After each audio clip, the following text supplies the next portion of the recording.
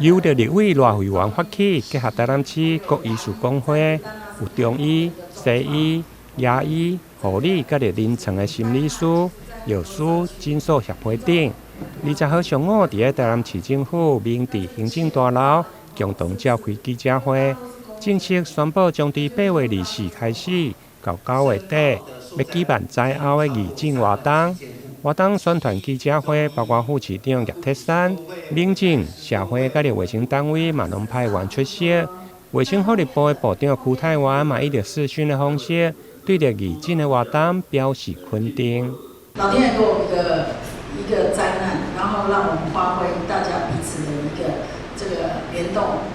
一个关怀。那这次也谢谢，就是说我们的医界给我们这么大的一个温暖。那医疗跟社区同行，这是我们最好也是最佳的一个典范。那我们希望透过这几场的一个义诊，我们把健康跟希望送到每一个家庭里头去。这不只是一个医疗服务，而是医疗专业政府单位与社区力量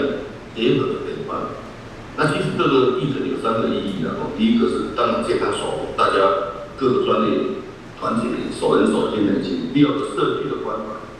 义诊不只在医院，而是走到地方，走到大民众的旁边，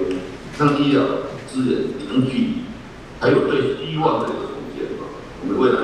要结合补助，刚刚委员也有说到他们帮我们争取了更多的资源来做未来的补助跟社会支持。这些赖会员委员特别关注到这一件事情，号召了我们所有医界的朋友们，大家一起来帮忙。我想对于一些在偏乡的一些